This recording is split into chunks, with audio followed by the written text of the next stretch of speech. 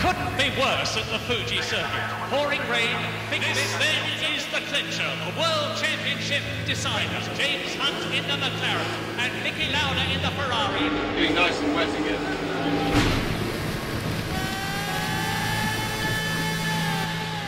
It's great characters in a world, an environment, a sport that is so dramatic. And if you already know the sport, you recognize that. If you don't know the sport, then you're in for a really cool awakening. And it's that combination that I found irresistible.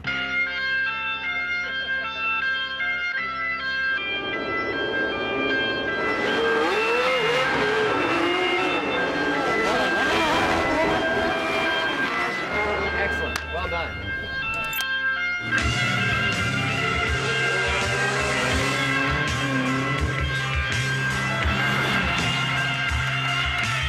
The story is very much about the rivalry between the two guys. One guy who led a dangerous life, you know, devil-may-care, womanizer, heavy drinker, and the other guy was a much more meticulous man who was more involved with the mechanics of how the car operated. So two contrasting styles. These are not everymen.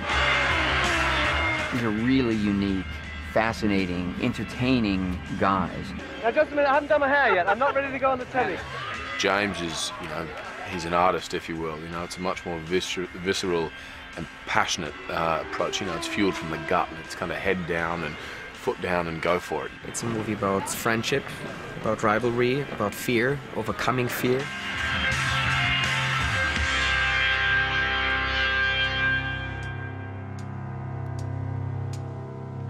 Well, certainly there's a very inspirational aspect to our story, which is Niki Lauda's incredible comeback from the Nürburgring crash and fire.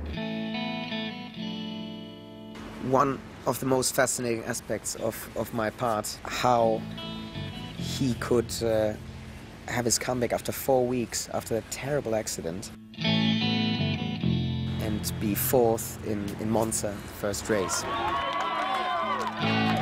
I think the biggest challenge really is trying to recreate on a reasonable budget the global nature of the sport and the intensity of it. Everything that we've done for the film, we've done as realistic as possible. So any manoeuvres that look hairy or close is actually precision driving. That's basically what we do. We make it look as real as possible, and the only way you can do that is to get really close and have hair-raising moments. Otherwise the audience isn't going to believe how exciting Formula One was then.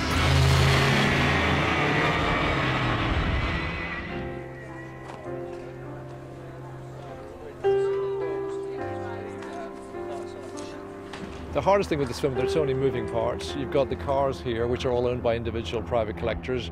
You've got the mechanics of recreating the period from 1976, the costumes, the whole thing. It's logistically a bit of a nightmare, but it's when you see, I nearly burst into tears a minute ago when we got one grid start right.